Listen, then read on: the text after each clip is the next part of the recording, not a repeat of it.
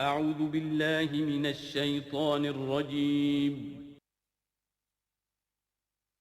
بسم الله الرحمن الرحيم.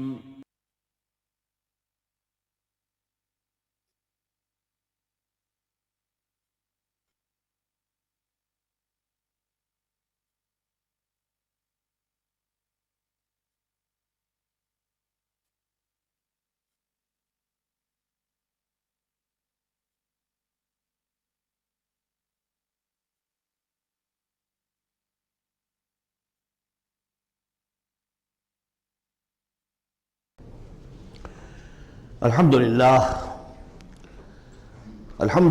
وکفیٰ والصلاة والسلام علی عبادہ الذین اصطفیٰ، خصوصاً علی افضلہم وخاتم النبیین محمد الامین وعلی آلہ وصحبہ اجمعین. اما بعد فقد قال اللہ تبارک وتعالی کما ورد فی سورۃ الشمس: اعوذ باللہ من الشیطان الرجیم، بسم اللہ الرحمن الرحیم. والشمس وضحاها والقمر اذا تلاها والنهار اذا جلاها والليل اذا يغشاها والسماء وما بناها والارض وما طحاها ونفس وما سواها فألهمها فجورها وتقواها قد افلح من زكاها وقد خاب من دساها. صدق اللہ العظیم. رب اشرح لي صدری ویسر لي امری واحلل عقدۃ من لسانی یفقہوا قولی. اللہم ربنا الہمنا رشدنا واعذنا من شرور انفسنا. اللہم ارنا الحق حقا وارزقنا اتباعہ وارنا الباطل باطلا وارزقنا اجتنابہ.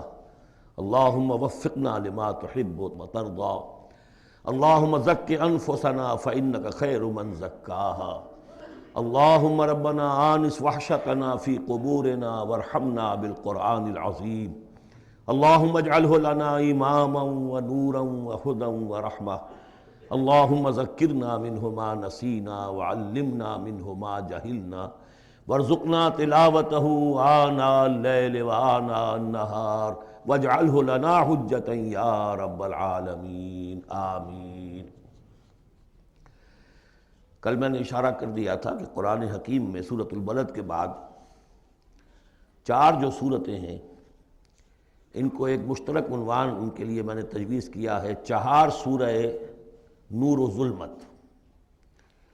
ان چار صورتوں کے شروع میں قسمیں ہیں، چنانچہ پہلی صورت میں قسموں کا حصہ بہت بڑا ہے. جیسے ہم نے پہلے دیکھا تھا سورہ تکویر میں اذا الشمس کورت سے چل کر 13 آیتیں چلی تھیں، اور اس کے بعد ایک آیت آئی تھی جس پر کہ ان سب چیزوں کو جا کر پھر مرکوز کیا گیا: علمت نفس ما احضرت. لیکن سورہ انفطار میں صرف 4 آیتوں کے بعد وہ مضمون آیا اور زیادہ کھل گیا.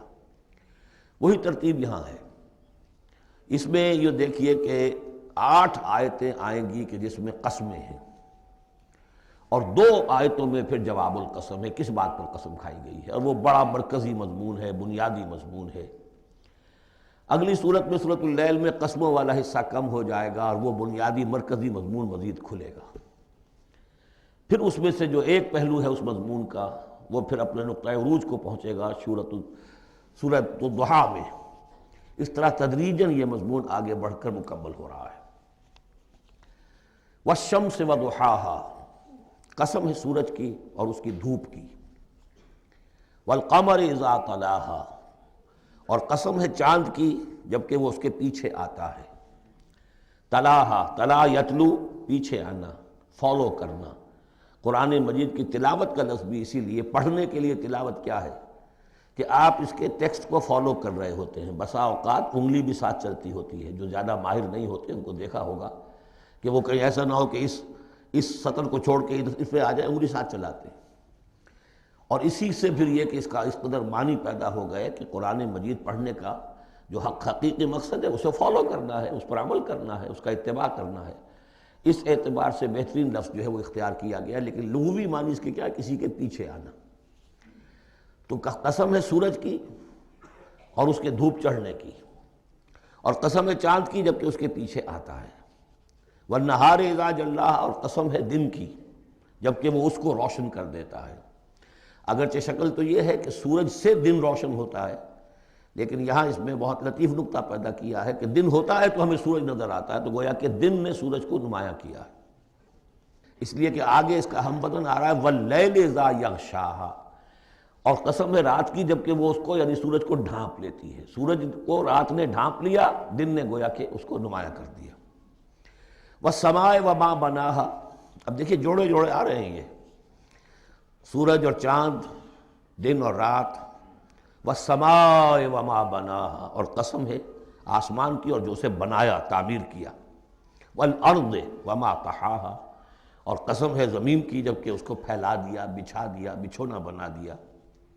وَنَفْسٍ وَمَا سَوَّاهَا، اور قسم ہے نفس انسانی کی اور جو اس کو بنایا اور درست کیا، اس کو نک سک سے درست کیا، اس کا تسویہ کیا، اس کو سنوارا۔ فَأَلْهَمَهَا فُجُورَهَا وَتَقْوَاهَا، یہاں تک کہ اس کے اندر نیکی اور بدی کا علم الہامی طور پر رکھ دیا، الہام کر دیا اسے، اس کا فجور بھی اور اس کا تقویٰ بھی۔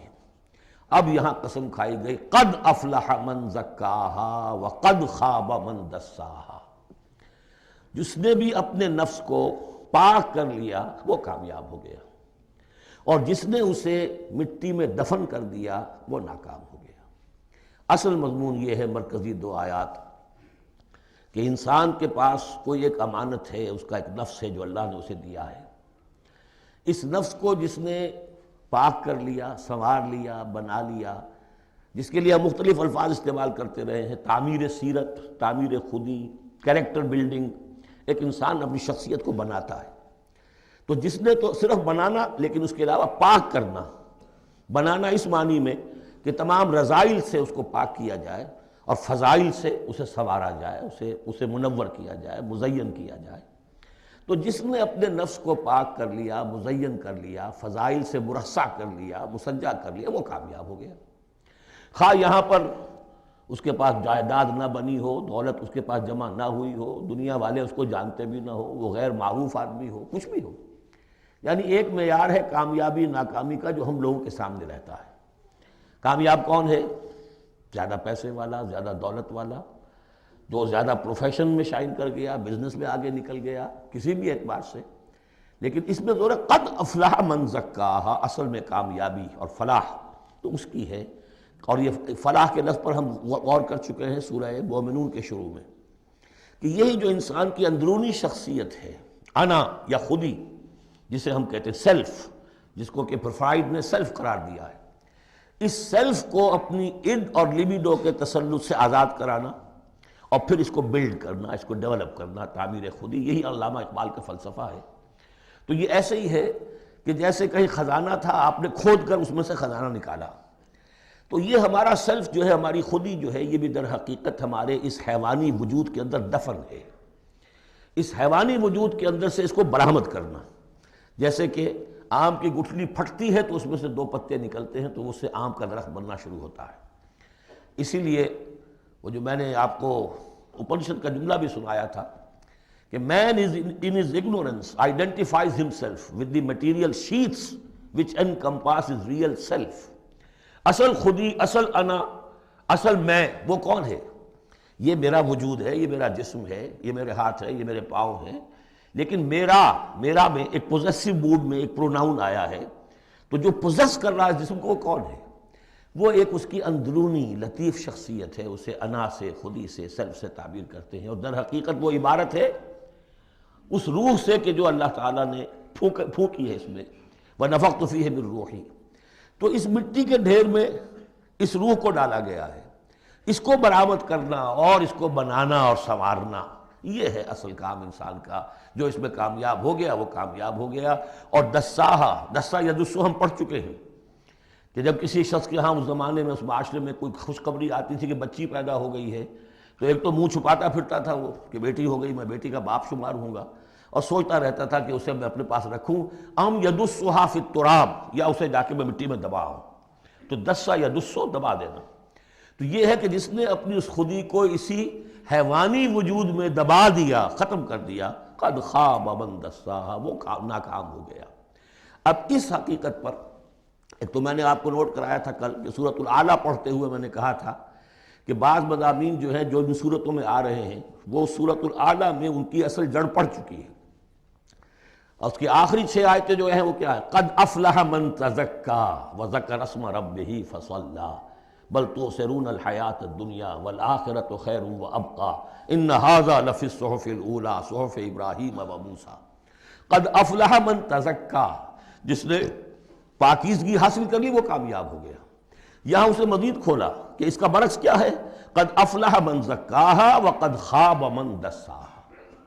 اس پر گواہیاں لائی گئی ہیں کہ جیسے تمہیں پوری اس کائنات میں تضادات نظر آتے ہیں، رات ہے دن بھی ہے، آسمان ہے بلند زمین ہے پست، بالکل اسی طریقے سے انسان کا معاملہ بھی یہ ہے کہ اگرچہ ویسے تو شکل و صورت میں سب تقریباً ایک جیسے انسان ہیں، ہیومن بینگز ہیں، لیکن 2 مختلف قسم کے راستوں پر یہ چل رہے ہیں۔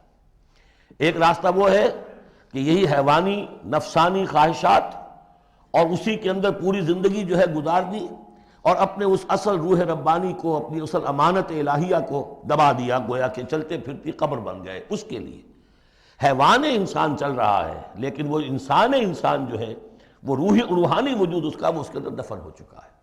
تو قد خاب من دساہا قد افلح من زکاہا، اس پر یہ ساری قسمیں کھائی گئیں۔ سورج ہے تو اس کے ساتھ چاند ہے، دن ہے تو اس کے ساتھ رات ہے، اسی طریقے سے آسمان ہے تو اس کے ساتھ زمین ہے، اور یہ جو نفس انسانی ہے اسے اللہ نے بڑا سنوارا ہے، بنایا ہے۔ اس نفس کے اندر بھی ایک ودیت کر دیا ہے نیکی اور بدی کا شعور۔ یہاں لفظ روح نہیں آیا، نوٹ کر لیجئے اسے، وَنَفْسٍ وَمَا سَوَّاهَا، یعنی جو یہ نفس انسانی ہے اس کے اندر بھی ایولیوشن ہوئی ہے۔ یہ نفس جو ہے ایڈ یا لیبیڈو، یہ گدھے میں بھی ہے، کتے میں بھی ہے، گھوڑے میں بھی ہے، شمپنزی میں بھی ہے، لیکن یہ سارا نفس کا بھی تو ایولیوشن ہوا ہے۔ اس ایولیوشن کا مرتبہ آیا ہے انسان میں آ کر، وہ یہ ہے کہ انسان میں اس کے اندر ایک حس پیدا ہو گئی ہے، مورل سینس، کہ کچھ چیزوں کو وہ سمجھتا ہے کہ یہ بری ہیں، کچھ چیزیں اچھی ہیں۔ اور یہ اتنا یونیورسل کانسیپٹ ہے کہ جس کو یوں سمجھیے کہ جس معاشرے میں جائیے سچ بولنا اچھا ہے، جھوٹ بولنا برا ہے۔ یہ کبھی ایسا نہیں ہوا کسی نے کہا ہو کہ جھوٹ بولنا اچھا ہے، سچ بولنا برا ہے۔ وعدہ کر کے پورا کرنا اچھا ہے، وعدہ خلافی کرنا برا ہے۔ جو شخص وعدہ خلافی کر رہا ہوتا ہے وہ بھی جانتا ہے کہ میں برا کام کر رہا ہوں، میرا اس کا ضمیر اس وقت اس کو ملامت کر رہا ہوتا ہے، جس کی قسم کھائی گئی ہے۔ لا اقسم بیوم القیامہ ولا اقسم بالنفس اللوامہ، یہ تمہارے اپنے اندر جو ہے مائی کانشنس از پنچنگ می، بھائی، کہ تمہارے اندر ایک اخلاقی حس ہے۔ یہ اخلاقی حس نفس انسانی میں ودیت شدہ ہے۔ روح میں جو کچھ ہے وہ تو اور بڑی شے ہے۔ روح انسانی میں تو معرفت خداوندی ہے اور محبت خداوندی ہے، دونوں چیزیں روح انسانی کے اندر موجود ہیں۔ ابھی یہاں سے نفس کی بات ہو رہی ہے۔ جیسے عالم خلق کے تمام جو مظاہر ہیں ان کو بیان کیا جا رہا ہے، سورج اور چاند عالم خلق کی چیزیں، عالم امر کی نہیں ہیں۔ رات اور دن عالم خلق کی چیزیں ہیں، آسمان اور زمین عالم خلق کی چیزیں ہیں۔ نفس بھی عالم خلق کی شے ہے، روح ہے عالم امر کی شے۔ تو نفس انسانی بھی نفس حیوانی سے ممتاز ہے بئی معنی کہ اس میں وہ ایک مورل سینس موجود ہے جس کی بنا پر اس کے اندر یہ شعور ہے، ودیت شدہ، الہام شدہ، الہمہا، الہام کر دیا اس میں کہ کچھ چیزوں کو وہ جانتا ہے یہ خیر ہیں اور کچھ کو جانتا ہے یہ شر ہے۔ اسی لیے قرآن مجید نے کثرت سے جو لفظ استعمال کیا ہے وہ معروف اور منکر۔ معروف وہ جو جانی پہچانی شے نفس انسانی جانتی ہے کہ یہ چیز اچھی ہے، منکر وہ جس سے کہ نفس انسانی اباح کرتا ہے یہ کیا ہے، یہ نہیں ہونا چاہیے، یہ فطرت اس کے اندر موجود ہے سرشت کے اندر۔ اب مرحلہ صرف یہ ہے کہ جب یہ بنیادی بیج تو اللہ نے تمہارے نفس میں ڈال دیا، اب اسے پروان چڑھانا تمہارا کام ہے، اسے آگے بڑھاؤ، پروان چڑھاؤ عمل صالح سے۔ الیہ یصعد الکلم الطیب والعمل الصالح یرفعہ، اچھا کلام ہو، اچھی بات ہو، اس کے اندر اوپر اٹھنے کی، اللہ کی طرف بڑھنے کی صلاحیت تو ہے، لیکن عمل صالح اس کے ساتھ ہوگا تو وہ اوپر اٹھے گا۔ تو یہ جو بھی پوٹینشل ہے انسانی فطرت کا، تو قد افلح جس نے وہ محنت کی، مشقت کی، اس نے اپنی اس اصل انسانی شخصیت کو برآمد کیا، اس مٹی کے ڈھیر میں سے بنایا، اسے ایک بڑا درخت بنا دیا، تناور درخت بنا دیا جس میں وہ پھل لگے ہیں جو ہم سورہ تغابن میں پڑھ رہے ہیں، وہ کامیاب ہو گیا۔ اور جس نے اس کو دبائے رکھا، وہ مٹی ہی کی زندگی میں اور جو جسمانی وجود ہے اسی کے تقاضوں کو پورا کرنے میں لگا رہا، وہ غائب ہو گیا، ناصر۔ اب اس کے بعد یہ کہ یہ معاملہ جس طرح انڈیویجولز کا ہوتا ہے ایسے ہی کسی معاشرے کا بھی ہوتا ہے۔ معاشرے میں بھی کچھ لوگ ہوتے ہیں کہ جو خیر کی طرف بلانے والے، کچھ ہوتے ہیں کہ جو بدی کی طرف بلانے والے، جس طریقے سے فرد کے اندر موجود ہے، اسی طریقے سے پھر اس کے اندر بھی اگر ایک قوم کا اجتماعی ضمیر جو ہے وہ زندہ رہے اور امر بالمعروف نہی عن المنکر کا فریضہ وہاں سر انجام دیا جاتا رہے تو معاشرے کی خیر ہوگی۔ اور اگر اخلاقی حزب بحیثیت مجموعی اس درجے کمزور ہو جائے کہ قوم کا اجتماعی ضمیر مردہ ہو جائے اور پھر اسے حس ہی نہ رہے، وائے ناکامی متائے کارواں جاتا رہا، کارواں کے دل سے احساس زیاں جاتا رہا، وہ احساس ہی نہ رہے اجتماعی سطح پر کہ یہ بدی ہے اور یہ برا کام ہے، یہ منکر ہے، تو پھر وہ تباہ ہوتی ہے۔ اس کی ایک مثال دی ہے، کذبت ثمود بطغواہا، قوم ثمود نے بھی جھٹلایا تھا اپنی سرکشی کے باوجود۔ اذ انبعث اشقاہا، جب ان کا جو سب سے شقی انسان تھا وہ کھڑا ہوا اور اس نے پھر اونٹنی کو جو اللہ تعالیٰ نے بطور معجزہ دی تھی اس کو اس نے ہلاک کر دیا۔ قال لهم رسول اللہ ناقۃ اللہ وسقیاہا، ان سے کہہ دیا تھا اللہ کے رسول نے کہ دیکھو یہ اللہ کی اونٹنی ہے اور اس کا پانی پینے کی جو باری کا دن ہے اس میں کوئی گڑبڑ پیدا نہ کرنا۔ فکذبوہ فعقروہا، انہوں نے اسے جھٹلا دیا اور اس کی کونچیں کاٹ ڈالی۔ فدمدم علیہم ربہم بذنبہم، تو الٹ پڑا اللہ تعالیٰ کی طرف سے ان پر عذاب ان کے گناہ کی پاداش میں، فسواہا، اللہ نے سب کو برابر کر دیا۔ ولا یخاف عقباہا، اور اللہ تعالیٰ کو اس کا کوئی ڈر نہیں کہ اس کا کیا نتیجہ نکلے گا، اس کی مخلوق تھی اس نے ختم کر دیا اور مخلوق کو وہ لے آئے گا۔ تو انفرادی اور پھر اجتماعی، ان دونوں چیزوں کو اس صورت کے اندر جمع کر دیا گیا۔ اب یہاں سے جو مضمون شروع ہوا ہے دیکھیے اگلی صورت میں کھلے گا۔ اگلی صورت میں دو جوڑے آ رہے ہیں صرف، واللیل اذا یغشا، قسم ہے رات کی جبکہ وہ ڈھانپ لیتی ہے، والنہار اذا تجلی، قسم ہے دن کی جبکہ وہ روشن ہو جاتا ہے۔ یہ ہمارے خارج میں آفاق کے اندر دن اور رات۔ وما خلق الذکر والانثی، ہمارے انفس میں ہمارے اندر کوئی مذکر ہے، کوئی مؤنث ہے، کوئی مرد ہے، کوئی عورت ہے۔ یہ جو تضادات بظاہر نظر آتے ہیں حقیقت میں تضادات نہیں ہیں، ان دونوں کے مل کے ہی در حقیقت فطرت اپنے مقاصد کی تکمیل کر رہی ہے۔ دن اور رات کے فرق سے ہی سارا نباتاتی نظام جو ہے یہ وہ سارا کا سارا اسی کے ساتھ وابستہ ہے، اسی سے اس کا ریسپریٹری سسٹم ہے، اسی سے یہ فوٹو سنتھسس اور سب کا یہ جو سولر انرجی ہے اس کا درختوں کی لکڑیوں میں آ کے سٹور ہو رہا ہے، یہ کیا ہو رہا ہے، یہ سارا کا سارا دن اور رات کے ساتھ ہے۔ اسی طریقے سے مرد اور عورت، اگر یہ فرق نہ ہو تو اولاد کیسے ہو، آگے نسل کیسے چلے؟ تو تضادات میں بھی توافق ہے یہاں، اگرچہ بعض چیزیں بظاہر متضاد ہیں لیکن ان میں توافق ہے، اللہ تعالیٰ نے اسی لیے پیدا کیا، لیکن ساتھ ہی یہ بتا دیا کہ جیسے یہ تضادات تمہیں نظر آ رہے ہیں واضح طور پر، دن اور رات، نر اور مادہ، ایسے ہی ان سعیکم لشتی، تمہاری جو سعی ہے، محنت ہے، بھاگ دوڑ ہے، وہ تو سب کر رہے ہیں۔ وہ تو کل ہم پڑھ چکے سورہ بلد میں، لقد خلقنا الانسان فی کبد، ہم نے تمام انسانوں کو مشقت میں پیدا کیا۔ مشقت انسان کا مقدر ہے، محنت کرنی ہے، جد و جہد کرنی ہے، معاشی جد و جہد ہے، اور بھی جو ہے پھر اولاد کا پالنا ہے۔ لا اقسم بہذا البلد وانت حل بہذا البلد، کسی کا کوئی نظریہ بھی بن گیا ہے، کوئی آئیڈیل بھی ہے، کسی آئیڈیالوجی کا ماننے والا ہے، اب اس پر اس کا بوجھ ہے کہ اس آئیڈیالوجی کو پروموٹ کرے، اس نظریے کو پھیلائے، اور پھر یہ کہ اس نظام کو قائم کرنے کے لیے تن من دھن لگائے۔ تو کتنے بوجھ ہیں انسانوں پر، پھر کتنے صدمے انسان اٹھاتا ہے۔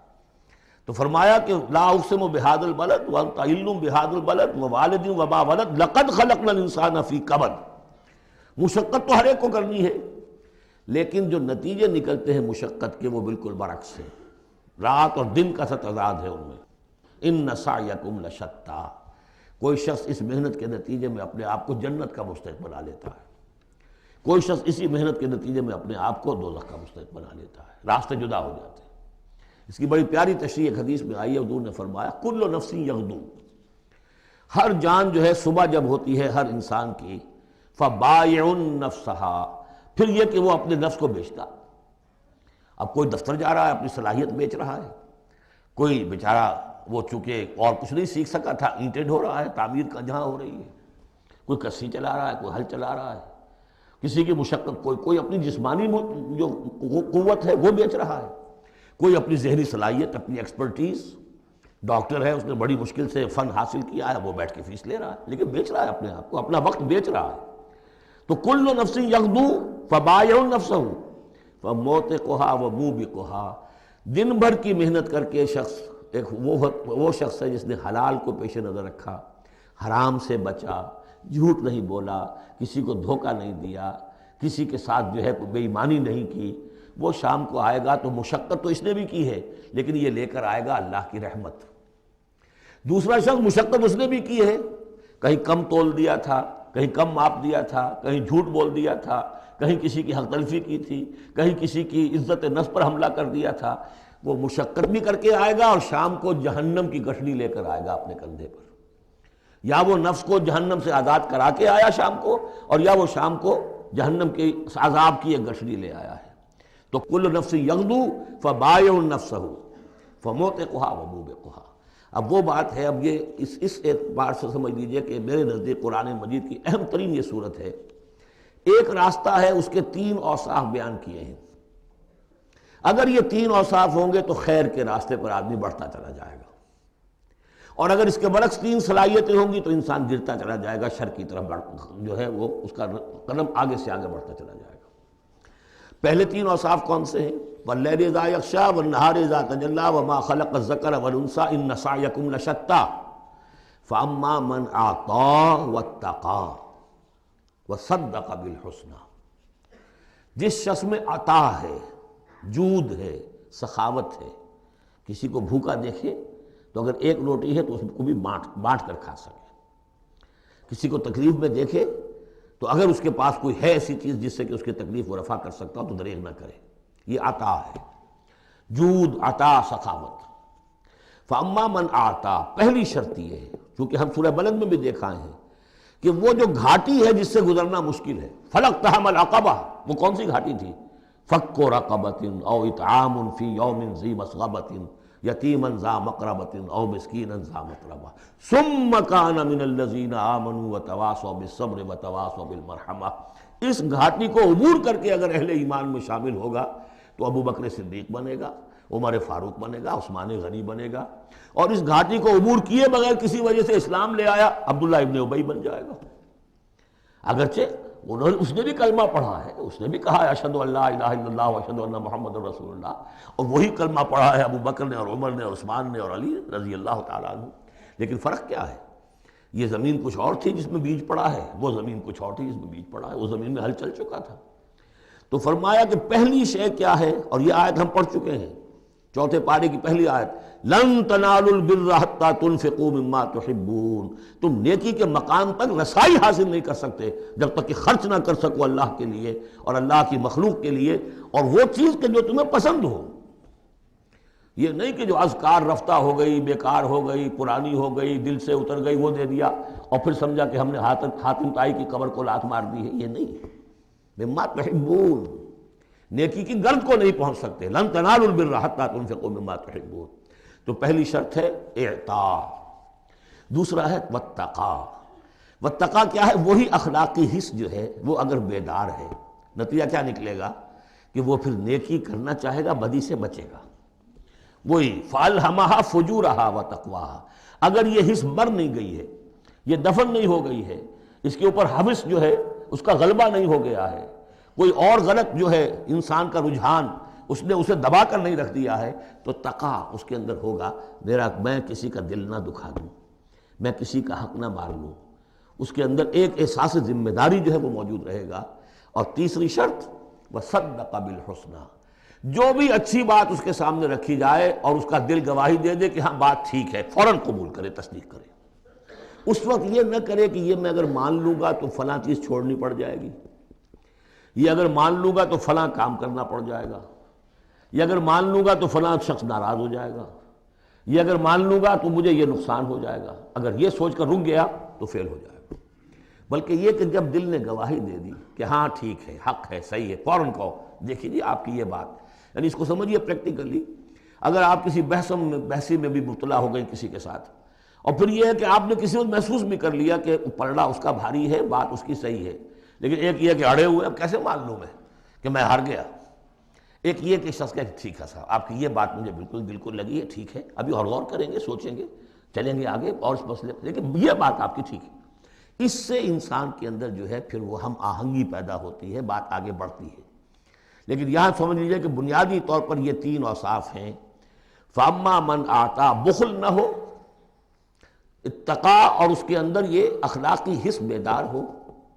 نمبر 3، جو اچھی بات سامنے آئے اس کی تصدیق کر دے.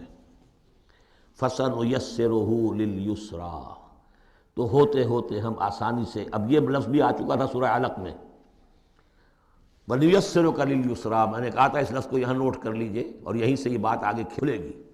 فَسَنُيَسِّرُهُ لِلْيُسْرَىٰ، جس شخص میں یہ تین اوصاف ہوں گے ہم انہیں رفتہ رفتہ رفتہ رفتہ سب سے اونچی اور سب سے اچھی جو آسانی والی منزل ہے جنت، وہاں پہنچا دیں گے. اب اس کے برعکس دیکھیے ترتیب. وَأَمَّا مَن بَخِلَ، اعطاء کے مقابلے میں بخل آ گیا. وَاسْتَغْنَىٰ، بے پرواہ ہے، اسے پرواہ ہی نہیں. دریا کو اپنی موج کی طغیانیوں سے کام، کشتی کسی کی پار ہو یا درمیان رہے، ہمیں سے کیا غرض ہے. وہ تو اپنی اس میں دھن میں لگے جا رہے ہیں. کسی کا دل مسل دیا، کسی کے جذبات کے اوپر جو ہے ٹھیس پہنچا دی، کسی کو کچھ کر دیا، کسی کا مال ہڑپ کر لیا، کسی کو اور کسی طرح سے اس کی عزت کے اوپر جو ہے کوئی حملہ کر دیا، چلے جا رہے. استغنا، انہیں یہ احساس ہی نہیں ہے کہ کوئی نیکی اور بری کا معاملہ بھی ہے اور مجھے سیدھے راستے پر چلنا ہے، برائی کے راستے پر نہیں. وَكَذَّبَ بِالْحُسْنَىٰ، اچھی بات پیش کی جائے جھٹلا دے. دل گواہی دے چکا ہے کہ بات اچھی ہے لیکن پھر جھٹلا دے، کسی تعصب کی وجہ سے، کسی ضد کی وجہ سے، تکبر کی وجہ سے، ہٹ دھرمی کی وجہ سے. فَسَنُيَسِّرُهُ لِلْعُسْرَىٰ، تو ایسے شخص کو ہم آہستہ آہستہ تدریجاً سب سے بڑی مشکل یعنی جہنم میں پہنچا دیں گے. تو یہ گویا کہ اب دو راستے، اِنَّ سَعْيَكُمْ لَشَتَّىٰ، تمہاری جد و جہد جو ہے زندگانی کی، ان کے یہ دو رخ ہیں. اگر تو یہ ہے اما من اعطا واتقا وصدق بالحسنى، اگر یہ تینوں چیزیں بتمام و کمال موجود ہوں تو وہ شخص صدیق بنے گا، ابو بکر صدیق بنے گا رضی اللہ تعالیٰ، ان کے نقش قدم پر چلنے والا ہوگا. اور اگر ان تینوں میں کوئی چیز کمی ہے تو کہیں بیچ پہ لٹک جائے گا، اور تینوں ہی نہیں ہے تو معلوم ہوا کہ وہ بدترین خلائق ہوگا پھر، جس کا کہ سب سے بڑا کردار جو قرآن مجید میں آتا ہے وہ ابو لہب ہے. ابو جہل جو ہے وہ بدترین نہیں تھا، اچھی طرح سمجھ لیجئے. وہ تو جب آج ہم پڑھیں گے، جب سورہ علق آئے گی تب اس کے کردار کا نقشہ سامنے آئے گا. اس کی شخصیت بڑی اونچی شخصیت تھی بعض اعتبارات سے. میں سنا چکا ہوں، نے صاف مانا تھا کہ محمد جھوٹ نہیں کہہ رہے، جو کچھ کہہ رہے ہیں صحیح کہہ رہے ہیں، لیکن میں نہیں مان سکتا. اس کا مطلب ہے ہمیشہ کے لیے ہم بنو امیہ جو ان کے غلام ہو جائیں گے، بنو ہاشم کے. یہ میرے لیے قبول نہیں. صاف تو کہا نا کم سے کم، give the devil his due. اسی طریقے سے جس باطل دین کا وہ علمبردار تھا اس کے لیے اس نے بھی گردن کٹوائی ہے، قربانی دی ہے اس نے. ابو لہب نے 2 مرسنریز بھیج دیے، تم چلے جاؤ، میں تمہیں پیسے دے دوں گا، تم جاؤ، تم لڑاؤ میری جگہ پر. اس لیے کہ اس میں وہ بات نہیں تھی، اس میں مردانگی تھی. کوئی وجہ تھی کہ حضور نے 2 شخصوں کو برابر تولا ہے، عمر ابن الخطاب اور عمر ابن ہشام میں سے اللہ کسی ایک کو میری جھولی میں ڈال دے. کوئی وجہ تھی نا آخر، دونوں کو کیسے کیا ہے. اگر کہیں وہ بھی ایمان لایا ہوتا تو عمر ابن الخطاب کی طرح کا مسلمان ہوتا، پھر وہ اس طرح کا ڈھیلا مسلمان نہ ہوتا، وہ عبداللہ ابن ابی والا مسلمان نہ ہوتا. تو یہ شخصیتوں کا معاملہ ہوتا ہے. تو جس میں تینوں اوصاف نہیں ہے وہ گیا بدترین خلائق، جس میں کچھ ہے وہ پھر کچھ دیر لگا کے آ جائے گا، کچھ وقت لگے گا اسے. لیکن یہ 3 اوصاف ہی ہیں تعمیر سیرت کے اس اعتبار سے کہ جو فیصلہ کن ہیں. فَأَمَّا مَنْ أَعْطَىٰ وَاتَّقَىٰ وَصَدَّقَ بِالْحُسْنَىٰ فَسَنُيَسِّرُهُ لِلْيُسْرَىٰ وَأَمَّا مَنْ بَخِلَ وَاسْتَغْنَىٰ وَكَذَّبَ بِالْحُسْنَىٰ، بالکل اپوزٹ چیزیں. فَسَنُيَسِّرُهُ لِلْعُسْرَىٰ وَمَا يُغْنِي عَنْهُ مَالُهُ إِذَا تَرَدَّىٰ، اور اس نے جو مال جمع کیا ہوگا اپنے لیے وہ قطعاً کام نہیں آئے گا جب اسے گرایا جائے گا، گڑھے میں جب گرے گا جہنم کے. إِنَّ عَلَيْنَا لَلْهُدَىٰ، دیکھو انسانوں ہمارے ذمے ہے صرف ہدایت پہنچا دینا. یہ اب اللہ تعالیٰ اپنے ذمے لے رہے ہیں، یہ ہمارے ذمے ہے کہ تمہیں راستہ دکھا دیں، سجھا دیں. یہ سجھا دینا ہمارے ذمے ہے. اس کے لیے ہم نے تمہیں جبلی ہدایت بھی دی ہے، اس کے لیے ہم نے تمہارے اندر اخلاقی حس بھی رکھ دی ہے، اس کے لیے ہم نے اپنی روح تم میں پھونکی ہے، اس میں ہماری معرفت اور محبت موجود ہے. اور پھر ان تمام چیزوں کی تکمیل کے لیے ہم نے نبی بھیج دیے، رسول بھیج دیا، کتابیں نازل کر دی. ہم نے اپنا ہدایت کا جو فرض تھا وہ ادا کر دیا. ان علینا للہدیٰ وان لنا للآخرۃ والأولیٰ، پھر ہمارے ہی لیے ہے اختیار آخرت کا بھی اور اولیٰ کا بھی، دنیا کا بھی. پھر فیصلہ ہم کریں گے کہ کون اب اس قابل ہو گیا ہے کہ دنیا کو ان کے بوجھ سے پاک کر دیا جائے، زمین کو ان کے بوجھ سے آزاد کر دیا جائے، پوری قوموں کو ملیہ بیٹ کر دیا جائے. فیصلہ کرتے ہیں۔ وہ پڑھ چکے پچھلی صورت میں، فَدَمْدَمَ عَلَيْهِمْ رَبُّهُمْ بِذَنبِهِمْ فَسَوَّاهَا، ایسے ہے کہ جیسے کسی باغ میں سے کوڑا کرکٹ جمع کیا جائے اور پھر اسے آگ دکھا دی جائے، اس لیے کہ اس باغ کے لیے بدنما داغ ہے۔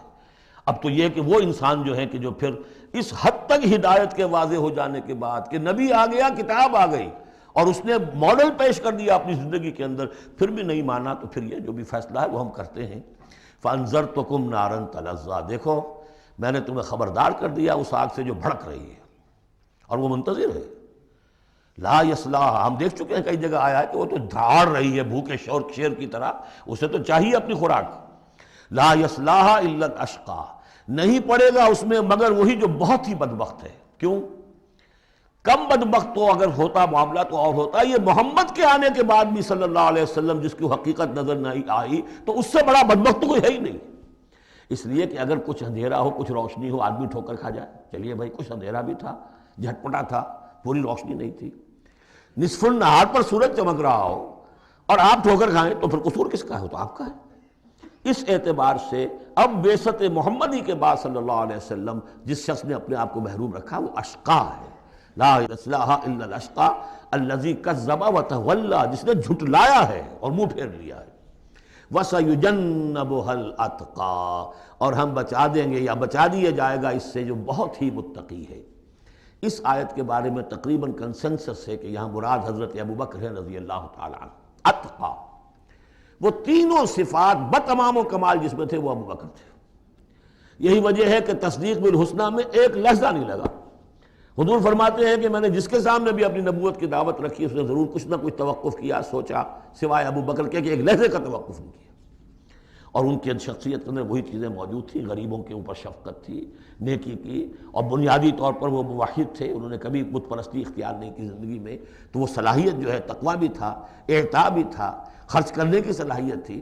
انہوں نے خرید کر جو ہے غلام جتنے تھے جو مسلمان ہو گئے تھے، غلام اور کنیزیں، اور جن کے اوپر سخت جو ہے پرسیکیوشن ہو رہی تھی، ٹارچر ہو رہا تھا ان کے آقاؤں کی طرف سے، منہ مانگے دام دے کر ان کے آقاؤں کو نے خریدا ہے اور آزاد کیا ہے۔ فَأَمَّا مَنْ أَعْطَىٰ وَاتَّقَىٰ وَصَدَّقَ بِالْحُسْنَىٰ، یہ تینوں اوصاف بتمام و کمال ابو بکر میں، ابو بکر صدیق اور صدیق اکبر رضی اللہ تعالی عنہ۔ خواتین میں الصدیقۃ الکبریٰ حضرت خدیجہ الکبریٰ رضی اللہ تعالی عنہ۔ وَسَيُجَنَّبُهَا الْأَتْقَى الَّذِي يُؤْتِي مَالَهُ يَتَزَكَّىٰ، جو اپنا مال دیتا ہے اپنے نفس کو پاک کرنے کے لیے۔ وہ مال کیوں دے رہا ہے؟ کیوں خرچ کر رہا ہے؟ کیوں بلال کو اس نے خریدا ہے؟ باپ نے کہا، ابو قحافہ نے، وہ تو ایمان نہیں لائے تھے اس وقت تک، وہ تو فتح مکہ کے بعد ایمان لائے، وہ کافر رہے پورے عرصے کے دوران، مشرک رہے۔ تو باپ نے یہ کہا کہ ابو بکر تمہیں اگر کوئی خریدنا ہی تھا غلام اور کسی کو آزاد کرنا تھا تو کوئی دیکھتے، اچھا غلام دیکھتے، کوئی طاقتور سے دیکھتے جو تمہارے کام بھی کبھی آتا۔ انہیں کیا پتہ تھا کہ ابو بکر تو کسی اور چیز کا طلبگار ہے، اسے کچھ اور چاہیے، اسے کوئی، یعنی جو شخص کسی غلام کو آزاد کر دیتا تھا وہ اس کا مولا رہتا تھا، پھر بھی وہ ایک درجے میں اس کے تابع ہوتا تھا، اس کی بات سنتا تھا، اس کا حمایتی ہوتا تھا۔ اخلاقی طور پہ بھی سمجھ میں آ رہا ہے کہ ایک شخص نے اپنی رقم خرچ کی ہے اور آپ کو خرید کے آزاد کر دیا ہے، تو اب آپ بے دام جو ہے غلام تو ہو گئے نا اس کے، اس لیے کہ یہ کہ وہ غلامی نہیں ہے، مولا کہلاتے تھے وہ، جیسے کہ حضرت زید بن حارثہ بھی مولا تھے حضور کے، اور اسی طریقے سے اور بھی بہت سے ہیں جن کے بارے میں آتا ہے کہ انہوں نے جو حدیث روایت کی ہے، ثوبان رضی اللہ تعالیٰ وہ بھی مولا تھے حضور کے، مولا اس معنی میں۔ تو فرمایا کہ تم نے یہ کیا کیا، کس کو تم نے خریدا اور اتنی بڑی رقم دے دی؟ جو مانگا امیہ بن خلف نے، وہ بھی حیران رہ گیا، ٹھیک ہے دو۔ الذی یؤتی مالہ یتزکیٰ وما لأحد عندہ من نعمۃ تجزیٰ، اور ایسا نہیں ہے کہ کسی اور کا اس پر کوئی احسان ہو جس کا وہ بدلہ چکا رہا ہو، نہیں، الا ابتغاء وجہ ربہ الاعلیٰ، صرف اپنے بلند و بالا پروردگار کی رضا جوئی کے لیے وہ خرچ کر رہا ہے۔ وَلَسَوْفَ يَرْضَىٰ، اور وہ ان قریب راضی ہو جائے گا۔ یہ ان قریب راضی ہو جائے گا کون؟ اللہ بھی راضی ہو جائے گا اور ابو بکر بھی راضی ہو جائیں گے۔ رضی اللہ عنہ ورضوا عنہ، جیسے ہم خطبے میں بھی کہتے ہیں رضی اللہ تعالی عنہ وارضاہم، اللہ تعالیٰ بھی راضی ہو جائے ان سے اور اللہ ان کو راضی بھی کر دے، ان کو بھی اتنا اجر و ثواب دے۔ وَلَسَوْفَ يَرْضَىٰ، اور میرے نزدیک یہاں مراد حضرت ابو بکر ہیں، اس کا میں ثبوت آپ کو اگلی صورت میں دوں گا۔ اب دیکھیے پہلی صورت میں آیا تھا قد افلح من زکاہا وقد خاب من دساہا، 8 آیتیں تھیں، وہ تھیں قسموں پر مشتمل، لیکن اصل مضمون کیا تھا؟ نفس انسانی میں نیکی اور بدی کا شعور ودیت کر دیا ہم نے۔ اب جس نے اس کو بنا لیا، سنوار لیا، وہ کامیاب، جس نے اس کو دبا دیا، مٹی میں دفن کر دیا، وہ ناکام۔ اگلی صورت میں آگے راستہ بتا دیا۔ سنوارنے کا راستہ کیا ہے؟ اعطاء، تقوی، تصدیق بالحسنہ۔ ان عادتوں کو کلٹیویٹ کرو اپنے اندر، تو یہ راستہ جو ہے تمہارا جائے گا صدیقیت کی طرف اور اللہ تعالیٰ کی رضا کی طرف۔ اس کے برعکس اور صاف بخل، استغنا، پرواہ نہیں، کیا خیر کیا شر کوئی پرواہ نہیں، اپنی خواہشات کو پورا کرنا ہے، اپنی اشتہا جو ہے اس کو پوچھ کے شہوت کو پورا کرنا ہے، حرام سے حلال سے، اس سے کوئی بحث نہیں۔ اور یہ کہ بات سچی آئی، اچھی آئی اور دل نے گواہی دے دی، پھر بھی اس کو رد کر دیا، تو وہ دوسری منزل پہ نکل جاؤ گے۔ اب یہ جو پہلی منزل تھی اس کا نقطہ عروج کون ہے؟ ایک تو ابو بکر آ گئے اس میں، اور ان سے بلندتر رتبہ کس کا ہے؟ محمد الرسول اللہ صلی اللہ علیہ وسلم، معراج انسانیت۔ اب جو دو صورتیں آ رہی ہیں ان کا سارا تعلق کلیتاً محمد الرسول اللہ کے ساتھ ہے۔ یہ سیرت النبی کے اعتبار سے بھی بہت اہم ہیں دو صورتیں۔ بعض اعتبار سے جو صوفیانہ اس میں مسائل آئے ہیں، اور عام طور پر ہمارے مفسرین، ایسے مفسرین خصوصاً جدید دور کے کچھ ریشنلسٹ قسم کے لوگ، وہ تو ان مطالب کی گرد کو بھی نہیں پہنچے۔ ہمارے جو پرانے مفسرین ہیں، چونکہ ان کا ذوق جو ہے وہ ان کے اندر، وہ ذوق بھی اندر ہے موجود ان کے اندر، اسلام کے اور دین کے باطنی حقائق، قرآن کے باطنی حقائق کا، تو میں اس کے حوالے سے چند چیزیں آپ کو بتاؤں گا۔ سورۃ الضحیٰ کا اس کا جو شان نزول ہے وہ یہ ہے کہ کچھ دنوں کے لیے، ایک تو بالکل شروع میں جو رک گئی تھی فترت وحی، اس کے علاوہ پھر ایک موقع آیا ہے کہ کچھ عرصے کے لیے بہت دن گزر گئے، حضرت جبرائیل نہیں آئے، اور آپ کے اوپر ایک شدید قسم کی جو ہے وہ پریشانی طاری ہو گئی۔ کچھ لوگوں نے بھی تانا دینا شروع کر دیا، کچھ عرصے سے محمد تم نے کوئی نئی وحی نہیں سنائی، کیا ہوا تمہارا شیطان کیا چلا گیا بس؟ اب کوئی ایسا بھی بتایا گیا کہ ایک دفعہ کئی راتوں تک آپ رات کو اٹھے نہیں، تو کہا وہ تمہارا شیطان تمہیں چھوڑ گیا ہے؟ کوئی ساتھ کے رہنے والی عورت جو تھی کہ رات میں نے سنی نہیں تمہاری کوئی پڑھنے کی جو تم پڑھا کرتے تھے، شاید شیطان تمہیں چھوڑ گیا ہے۔ خود آپ کو جس قدر ایک اشتیاق رہتا تھا کہ وہی آئے اور آپ کی وہ روح کو جو ہے مزید اور غذا اور تر و تازگی جو ہے وہ مسلسل ملتی رہے، اس کی وجہ سے یہاں تک آتا ہے کہ حضور فرماتے ہیں کہ اس درجے میں رنج اور غم میں تھا کہ میں سوچتا تھا کہ میں پہاڑ کے اوپر چڑھ کر اپنے آپ کو گرا دوں۔ بربنائے طب بشری، اس درجے حضور کے اوپر جو ہے یہ شاخ گزر رہا تھا کہ وہی کیسے بند ہو گئی۔ اور اس میں یہ بھی تھا کہ اللہ ناراض تو نہیں ہو گیا، کیا مجھ سے کوئی خطا تو ایسی نہیں ہو گئی؟ یہ سبب کیا ہوا ہے؟ یہ ہے وہ کیفیت کہ جس کے اندر یہ آیتیں نازل ہو رہی ہیں۔ اور اب آپ اس کو سمجھ لیجئے کہ اس کا نفسیاتی اور انسان کی باطنی کیفیات کے ساتھ کیا تعلق ہے۔ انسان پر دو طرح کی کیفیات طاری ہوتی رہتی ہیں، جیسے میں نے پہلے ایک دفعہ آپ کو بتایا صدیق اور شہید کے درمیان جو فرق ہے بنیادی، کہ کچھ بنیادی طور پر لوگ ایکسٹروورٹس ہوتے ہیں، کچھ بنیادی طور پر انٹروورٹس ہوتے ہیں۔ ایکسٹروورٹس کھیل کود بھاگ دوڑ، لوگوں سے ملنا جلنا، گفتگو ہے، اسے دھکا دے دیا، اس سے مذاق کر لیا، اسی میں وہ خوش رہتے ہیں، بڑے مگن رہتے ہیں، تنہائی انہیں کاٹ کھانے کو دوڑتی ہے۔ اور ایک انٹروورٹس ہوتے ہیں کہ وہ مجلس وغیرہ کو نہیں ہوتے، اپنے تنہائی میں کہیں بیٹھے ہیں، غور و فکر کر رہے ہیں، سوچ بچار کر رہے ہیں، انہیں وہ مجلس سے زیادہ اپنا گوشہ تنہائی جو ہے وہ زیادہ عزیز ہوتا ہے۔ تو یہ دو مزاج اللہ نے بنائے ہیں۔ اسی طرح ہر انسان کے اوپر آلٹرنیٹلی کچھ کیفیات آتی ہیں جس کو ہم کہتے ہیں میرا موڈ آف ہے، ایک طرح کا قبض سا ہو جاتا ہے طبیعت میں بندش سی ہوتی ہے، کسی وقت اسی شخص کے اندر پھر انشراح سا ہو جاتا ہے، پھر ہنسنے بولنے کو جی چاہتا ہے، گفتگو کرنے کو جی چاہتا ہے۔ تو یہ کیفیت جب انسان کی روحانی زندگی سے متعلق ہو جائے تو اس کو پھر صوفیہ نے نام دیا قبض اور بسط۔ کبھی طبیعت میں انشراح ہے، انبساط ہے، طبیعت جو ہے وہ آمادہ ہے، ہر چیز میں روشنی کا پہلو آدمی دیکھ رہا ہے، ہر چیز کے اندر آپ کو معلوم ہے ایک تاریک رخ بھی ہوتا ہے کسی معاملے کا اور روشن رخ بھی ہوتا ہے، اس وقت انسان روشن رخ کو دیکھتا ہے۔ اور ایک وقت میں آتا ہے کہ طبیعت میں بندش سی لگ گئی ہے، جیسے اندر کوئی پکڑ لیا کسی نے، اب طبیعت جو ہے وہ بھی اپنے اندر وہ انقباض محسوس کر رہی ہے، اور پھر آدمی پیسیمسٹک ہو جاتا ہے، نا امید سا ہوتا ہے، پھر اسے ہر معاملے کا تاریک پہلو زیادہ نظر آنے لگتا ہے۔ تو یہ قبض اور بسط کی کیفیات ہیں۔ جب کبھی قبض کی کیفیت ہو، قاضی ثناء اللہ پانی پتی رحمۃ اللہ علیہ نے تفسیر مظہری میں لکھا ہے کہ قبض کی کیفیت میں اس صورت کا پڑھنا تریاق ہے، جس طرح حضور صلی اللہ علیہ وسلم کے لیے گویا کہ اس وقت جو وحی کا بند ہو جانا تھا وہ گویا کہ ایک طرح کے انقباض اور قبض کی کیفیت پیدا ہوئی تھی، اس میں اب اللہ تعالیٰ فرما رہے ہیں والضحیٰ، قسم ہے دن کے دھوپ چڑھنے کے وقت کی، واللیل اذا سجا، اور قسم ہے رات کی جب کہ وہ چھا جائے یا ساکن ہو جائے، سجا کے دونوں معنی ہیں سکون۔ اب دیکھیے ان دونوں کو کیوں لائے؟ اس لیے کہ صبح ہے، حرکت ہے، برکت ہے، چلنا ہے، دوڑنا ہے، ہر شخص جا رہا ہے، ادھر جا رہا ہے، ادھر جا رہا ہے، رات کو سکون ہو گیا، تاریکی چھا گئی اور شور ہنگامہ ختم ہو گیا۔ لیکن یہ رات اور دن دونوں ضروری ہیں انسان کے لیے، یہاں کا نظام چلانے کے لیے۔ اگر رات ہی رات ہوتی تب بھی یہ دنیا نہ چلتی، اور دن ہی دن ہوتا تب بھی نہ چلتا، تو رات بھی ضروری ہے۔ اسی طریقے سے نفس انسانی کے لیے کبھی کبھی قبض کا وقفہ بھی ضروری ہے۔ آپ اسے یہ نہ سمجھیں کہ اللہ تعالیٰ ناراض ہو گیا، یہ بھی ہماری تربیت کا ایک یوں سمجھیے کہ ایک جز ہے۔ ما ودعک ربک وما قلی، آپ کے رب نے آپ کو رخصت نہیں کیا ہے، نہ ہی وہ آپ سے ناراض ہوا ہے۔ وَلَلْآخِرَةُ خَيْرٌ لَكَ مِنَ الْأُولَىٰ، اور اس کے بعد جو وقت آئے گا اس قبض کے بعد وہ پہلی سے بھی بہتر ہوگا۔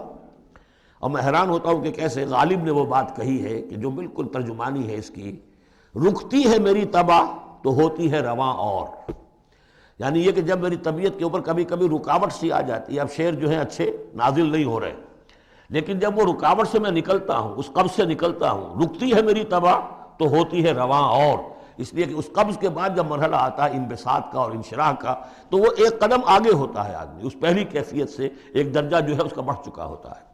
وَلَلْآخِرَةُ خَيْرٌ لَكَ مِنَ الْأُولَىٰ، یقیناً پچھلی ہر گھڑی، ہر ساعت اور ہر قبض کے بعد آنے والا انبساط آپ کے لیے پہلے سے اونچا درجہ لے کر آئے گا۔ وَلَسَوْفَ يُعْطِيكَ رَبُّكَ فَتَرْضَىٰ، ان قریب آپ کا رب آپ کو اتنا کچھ دے گا، اتنا کچھ دے گا، آپ کی محنتوں کے وہ نتائج سامنے آئیں گے کہ آپ راضی ہو جائیں گے۔ اب دیکھیے پچھلی صورت ختم ہوئی تھی وَلَسَوْفَ يَرْضَىٰ، یہاں ہے وَلَسَوْفَ يُعْطِيكَ رَبُّكَ فَتَرْضَىٰ، صرف ضمیر کا فرق ہے، کیونکہ صدیق پر وحی نہیں آتی، براہ راست خطاب نہیں کیا جا سکتا، وہاں وہ صیغہ جو ہے وہ غائب کا ہے، وَلَسَوْفَ يَرْضَىٰ، اور چونکہ نبی وہ ہے جس پر وحی آ رہی ہے، براہ راست مخاطب ہے، تو وَلَسَوْفَ يُعْطِيكَ رَبُّكَ فَتَرْضَىٰ، آپ کا رب اتنا کچھ دے گا کہ آپ راضی ہو جائیں گے۔ اب یہ کہ اسی قبض کی حالت میں پھر اللہ تعالیٰ اپنے احسان جتا رہا ہے، اور یہ بہترین ہے۔ کبھی طبیعت پر ڈپریشن ہو اس طرح کی اور قبض کی کیفیت ہو تو آدمی یاد کرے کس کس مرحلے پر اللہ نے میری دستگیری فرمائی، کن کن مراحل پر اللہ تعالیٰ نے مجھے مشکلات سے نکالا، اس سے وہ حوصلہ بڑھتا ہے۔ اور اس کو بھی سمجھیے کہ اسی انداز میں الم یجد کا یتیما فآویٰ، یہ سیرت النبی کے بڑے اہم حصے ہیں جو اس میں آ گئے ہیں۔ آپ کی پیدائش یتیمی میں، پوسٹیومس چائلڈ، باپ تو پہلے ہی فوت ہو چکا ہے، 6 سال کی عمر میں والدہ گئی، 8 سال کی عمر میں دادا گئے، اور وہ یعنی جو آپ نے دیکھا ہے ابتدائی زمانہ زندگی کا تو وہ یتیمی کا۔ الم یجد کا یتیما فآویٰ، کیا اس نے اے محمد آپ کو نہ پایا کہ آپ یتیم تھے، پھر پناہ دی، آپ کے لیے بندوبست کیا، دادا کے دل میں جو شفقت ڈالی، پھر آپ کے تایا زبیر کے دل میں جو شفقت ڈالی۔ عبد المطلب کے بعد فوراً ابو طالب کا نام آتا ہے، حالانکہ یہ غلط ہے تاریخی اعتبار سے۔ عبد المطلب کے بعد کافی عرصے تک زبیر جو آپ کے تایا تھے وہ سرپرست تھے، پھر ان کے انتقال کے بعد ابو طالب کا معاملہ آیا، لیکن ان کو بیچ میں سے غائب کر دیا گیا ہے۔ بہرحال اللہ تعالیٰ جو بھی کسی کے دل میں ڈالتا ہے، آخر ابو طالب کے دل میں محبت ڈالی تو کس نے ڈالی؟ وہ ہم پڑھ چکے ہیں سورہ طٰہٰ میں، وَأَلْقَيْتُ عَلَيْكَ مَحَبَّةً مِّنِّي، حضرت موسیٰ علیہ السلام کی موہنی صورت کے اوپر اللہ تعالیٰ فرماتے ہیں ہم نے اپنی محبت کا پرتو ڈال دیا کہ تمہیں دیکھنے کے بعد وہ قتل کرنے کے ارادے سے باز رہ گئے، ان کے ہاتھ شل ہو گئے، ایسی موہنی صورت، اسے قتل کر لیں۔ وَأَلْقَيْتُ عَلَيْكَ مَحَبَّةً مِّنِّي وَلِتُصْنَعَ عَلَىٰ عَيْنِي، یہ ہوا ہے۔ تو فرمایا الم یجد کا یتیما فآویٰ ووجدک ضالا فہدیٰ، اور پھر جب آپ شعور کی پختگی کو پہنچے اور غور و فکر کا مرحلہ آیا، حقائق میں انسان کو سوچ بچار کا مرحلہ آیا، اور آپ کو دیکھا کہ آپ تلاش حقیقت میں سرگرداں ہیں، تو ہدایت دی۔ وہ آگے آ جائے گا، بہت قریب پہنچ گئے ہم، اقرأ بسم ربک الذی خلق، وہ مرحلہ جب آئے گا۔ وَوَجَدَكَ عَائِلًا فَأَغْنَىٰ، اور پایا آپ کو تنگ دست تو غنی کر دیا۔ کس طرح سے راستہ پیدا کیا ہے۔ خدیجہ الکبریٰ رضی اللہ تعالی عنہا نے جو بھی ان کے آپ کے محاسن دیکھے، کتنی گرویدہ ہوئی ہیں۔ بڑے بڑے سردار قریش کے جو ہیں ان سے نکاح کے خواہش مند تھے، انہوں نے خود جو ہے اپنی لونی کے ذریعے سے پیغام دیا ہے حضور کو۔ تو یہ ساری چیزیں جو ہیں ان کی ساری دولت جو ہے وہ پوری کی پوری انہوں نے لا کر حضور کے قدموں میں ڈال دی ہے۔ وَوَجَدَكَ عَائِلًا فَأَغْنَىٰ فَأَمَّا الْيَتِيمَ فَلَا تَقْهَرْ۔ تو اے نبی تقاضے ان تینوں چیزوں کے کیا ہیں؟ ہم نے آپ کو یتیم پایا، پناہ دی، اب آپ بھی یتیم کے سرپرستی کیجئے، کسی یتیم کو اس کے اوپر کوئی جبر نہ ہو، سختی نہ ہو۔ وَأَمَّا السَّائِلَ فَلَا تَنْهَرْ۔ اور آپ جب کہ تلاش حقیقت میں سرگرداں تھے تو ہم نے آپ کو ہدایت دی، اسی طریقے سے اب آپ کو بھی کوئی شخص سائل بن کر آپ کے پاس آئے، سوال کرے، اسے جھڑکنا نہیں ہے۔ اسے جو بھی سائل دونوں طرح کے ہوتے، سوال کرنے والا کوئی علمی سوال اور سوال کرنے والا کوئی مالی دولت، مالی مدد کے لیے۔ وَأَمَّا بِنِعْمَةِ رَبِّكَ فَحَدِّثْ۔ اور جو ہدایت تمہیں دی ہے ہم نے، اب اسے عام کرو، یہ نعمت ہے، آپ کے رب کا انعام ہے، یہ ہدایت جو آپ کو عطا ہوئی ہے اس کو بیان کرو۔ اس کے بیان کرنے میں یہ بھی ہے کہ اللہ کے انعامات کا چرچہ انسان کرے اس کا شکر ادا کرنے کے لیے، اور یہ بھی ہے کہ اس کو پھیلائے اور عام کرے، دوسروں تک پہنچائے، ورنہ وہ بخل ہو جائے گا کہ وہ دولت جو ہے ہدایت کی اس کو آدمی صرف اپنی ذات تک محدود رکھے اور اس کا جو خیر ہے وہ دوسروں تک نہ پہنچائے۔ سورۃ الانشراح، بسم اللہ الرحمن الرحیم۔ الم نشرح لک صدرک ووضعنا عنک وزرک الذی انقض ظہرک ورفعنا لک ذکرک۔ کیا ہم نے آپ کے لیے آپ کے سینے کو کھول نہیں دیا، انشراح نہیں دے دیا آپ کو، اور آپ پر جو ایک بوجھ پڑا ہوا تھا وہ اٹھا نہیں لیا۔ الذی انقض ظہرک، جو آپ کی کمر کو دوہرے کیے دے رہا تھا، توڑے دے رہا تھا۔ ورفعنا لک ذکرک، اور ہم نے آپ کے ذکر کو بلند کر دیا۔ فإن مع العسر یسرا ان مع العسر یسرا۔ تو یقیناً مشکل کے ساتھ ہی آسانی ہے، یقیناً مشکل کے ساتھ ہی آسانی ہے۔ فإذا فرغت فانصب وإلى ربك فارغب۔ تو جب آپ فارغ ہو جائیں تو پھر یہ کہ خوب کمر کس لیجئے، محنت کیجئے اور اپنے رب کی طرف راغب ہو جائیے۔ یہ مشکلات القرآن میں سے ہے۔ عام طور پر سمجھتے ہیں لوگ کہ جو مشقتیں تھیں دعوت و تبلیغ میں، اور جو آپ کے اوپر جو لوگ فکرے چست کر رہے تھے اس کی وجہ سے آپ کو یہ رنج ہو رہا تھا، تو یہاں اصل میں یہ بات نہیں ہے، وہ بھی ہے اپنی جگہ پر۔ حقیقت میں بات کون سی ہے؟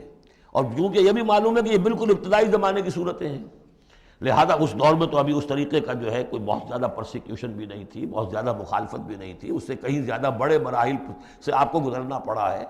3 سال کی جو بھی شیب بنی ہاشم کی قید ہے وہ بعد کی بات ہے، جو یوم طائف آ رہا ہے وہ اس کے بہت بعد کی بات ہے، یوم اور بہت بعد میں آ رہا ہے۔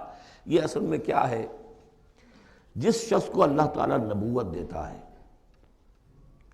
اس کی سب سے زیادہ جو خواہش ہوتی ہے وہ اللہ کے ساتھ لو لگا کر بیٹھا رہے،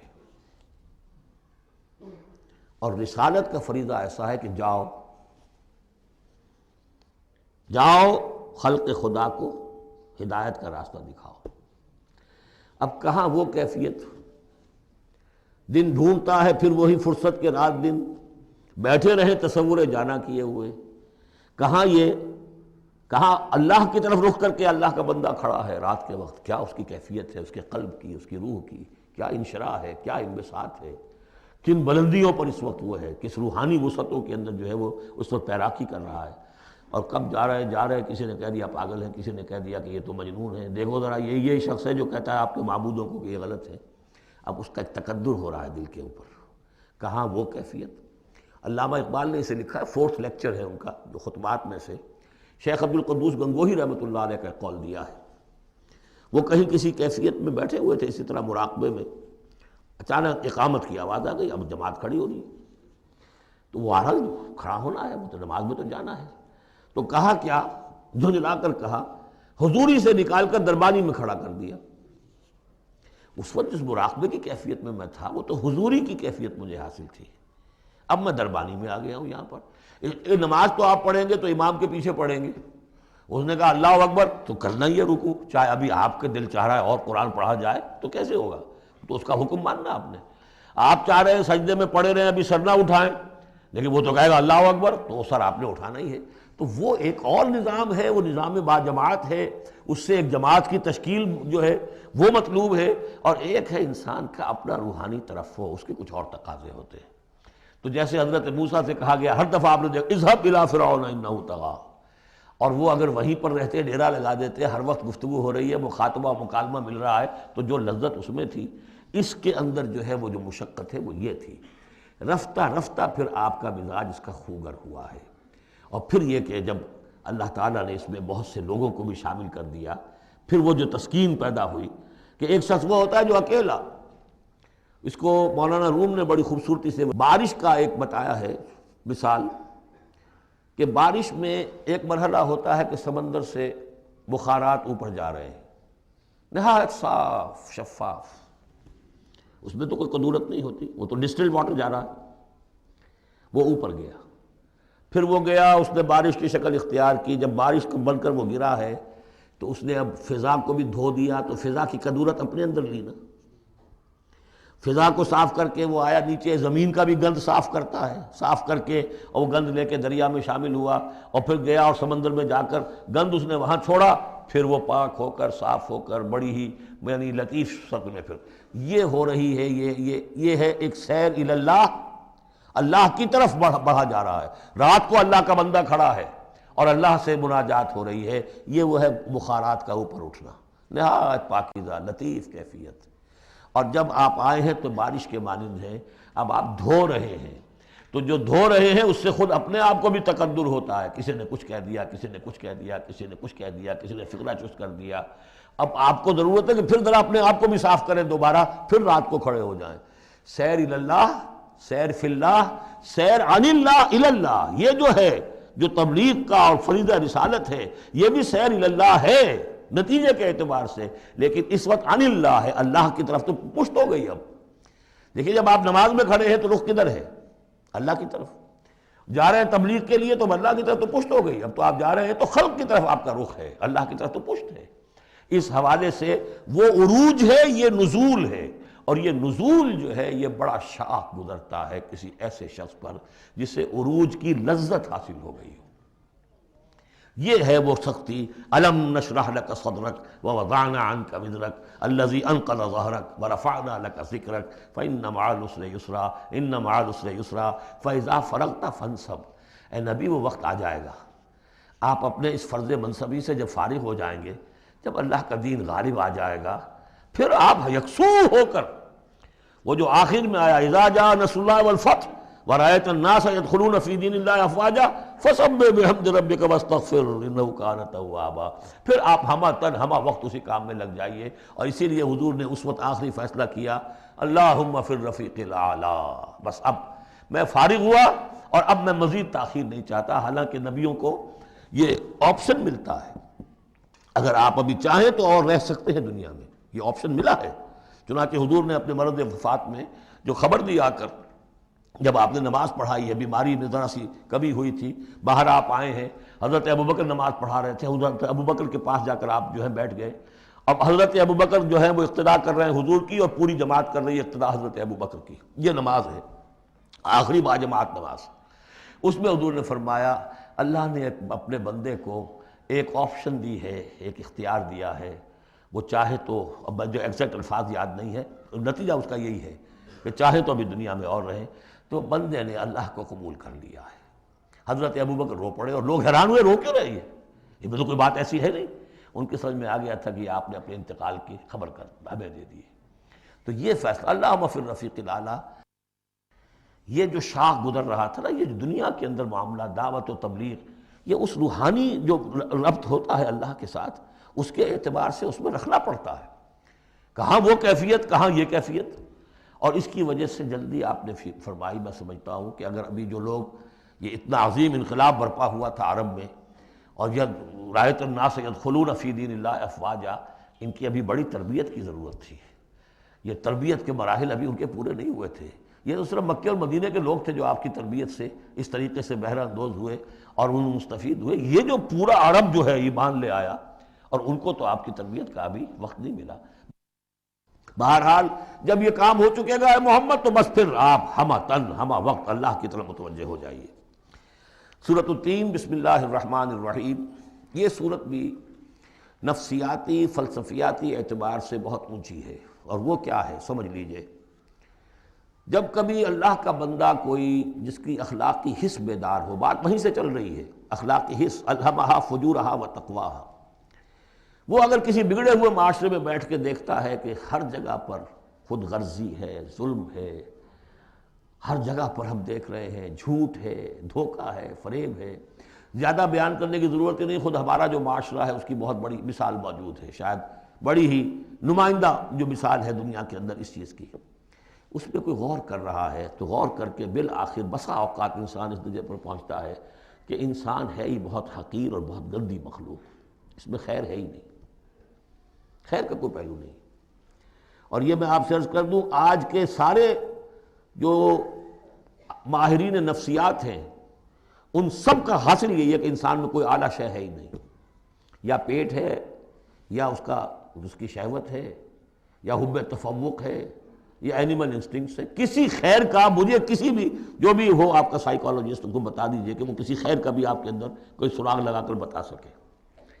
یہ جو ایک آتی ہے انسان کے اوپر مایوسی، حساس انسان پر، اس میں یہ صورت نازل ہوئی ہے کہ انسان شر ہی شر نہیں ہے، گند کی پوٹ ہی نہیں ہے، اس میں بڑی بلندی کا پہلو بھی ہے۔ والتین والزیتون، گواہ ہے انجیر اور گواہ ہے زیتون، وطور سینین، اور گواہ ہے وہ پہاڑ طور سینا، وہذا البلد الامین، اور گواہ ہے یہ شہر امین، امن والا شہر، لقد خلقنا الانسان فی احسن تقویم، ہم نے تو انسان کو بہت بلند حساب پر، بہت عمدہ تخلیق پر بنایا تھا۔ اب قسموں کا اس کے ساتھ ربط کیا ہے؟ تین، انجیر، یہ اس علاقے میں کثرت سے ہوتی تھی، اور کہتے ہیں کہ اس پہاڑ کا نام بھی جبل تین تھا، جہاں حضرت نوح علیہ السلام نے دعوت و تبلیغ کی 9.5 برس تک، 950 برس تک۔ زیتون اس پہاڑی کا نام ہے، اور وہاں زیتون کے درخت تھے جہاں حضرت مسیح علیہ السلام نے سرمن آف دا ماؤنٹ، مشہور پہاڑی کا آواز، اسی پر آپ کے زیادہ تبلیغی مباحث ہوئے ہیں۔ طور سینین تو واضح ہے، حضرت موسیٰ علیہ السلام کو جہاں ہم کلامی حاصل ہوئی۔ ھذا البلد الامین، اور یہ امن والا شہر جس میں محمد الرسول اللہ دعوت و تبلیغ کے فریضہ سر انجام دے رہے ہیں۔ ان شخصیتوں کو اصل میں ان مقامات سے مراد یہ شخصیتیں ہیں۔ اگر کسی کا خیال یہ ہے کہ انسان میں کوئی خیر ہے نہیں تو دیکھیں ہمارے بندے نوح کو، یاد کریں ہمارے بندے عیسیٰ کو، یاد کریں وہ بھی تو انسان تھا، موسیٰ جو رب سے ہم کلام ہوا تھا، اور دیکھ لیں اس بندے محمد کو صلی اللہ علیہ وسلم جو اس بلد امین میں نظر آ رہا ہے۔ کیا تمہیں ثبوت نہیں مل جائے گا کہ انسان میں تو بڑی عظمت رکھی تھی ہم نے؟ یہ دوسری بات ہے، آپ اپنے آپ کو حیوان ہی سمجھ لیں، حیوان بنا لیں، فلا تکونوا کالذین نسوا اللہ فانساہم انفسہم، یہ تو آپ کا کام ہے، آپ نے کیا ہے، یہ گراوٹ تو آپ کو ملی ہے۔ حقیقت میں اللہ تعالیٰ نے بنایا تھا، وہ تو بہت اونچے مقام پر بنایا تھا۔ آدم مسجود ملائک، آدم خلقتہ بیدی، اپنے دونوں ہاتھوں سے بنایا ہے۔ تو انسان سرشت کے اعتبار سے کچھ کمزور ہے، فطرت کے اعتبار سے بہت بلند ہے۔ یہ میں دونوں الفاظ بار بار استعمال کرتا رہا ہوں، اب ان تمام چیزوں کی وضاحت ممکن نہیں ہے۔ اس کا روحانی وجود سب سے اونچا ہے، اس کا حیوانی وجود بہت نیچے ہے۔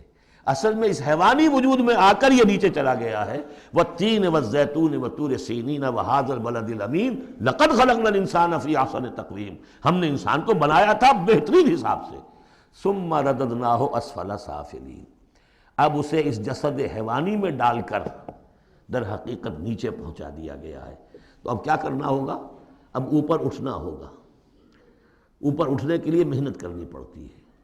الا الذین آمنوا وعملوا الصالحات، اب یہ ایمان اور عمل صالح ہے جو تمہیں اس پستی سے نکال کر اوپر لے آئے گا۔ جس مقام پر تم پیدا کیے گئے ہو اس مقام تک پہنچنے کے لیے پہلی محنت کیا ہے؟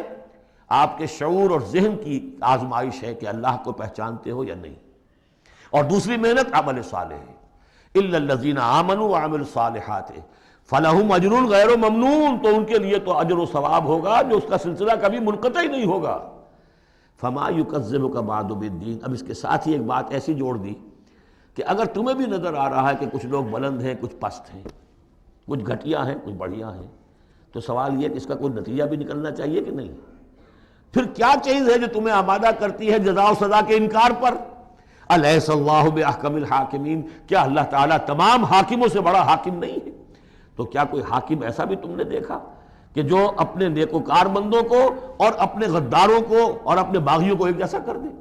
تو اگر انسانوں کے اندر یہ دونوں طرح کے کردار موجود رہے ہیں، جو تمہیں زیادہ نظر آ رہے ہیں وہ تو دوسری طرح کے ہیں، ہم نے بھی تمہیں دکھا دیے نا، موسیٰ بھی اللہ کا بندہ تھا، انسان تھا، عیسیٰ بھی تو ایک انسان تھا، یہ محمد بھی چلتے پھرتے جو ہے ثبوت ہے انسانی عظمت کا، یہ انسان کے اندر عظمت بھی ہے، اگرچہ ادھر اگر متوجہ نہیں ہوگے تو واقعی حیوانوں سے بھی بدتر ہو جاؤ گے، اولئک کالانعام بل ہم اضل۔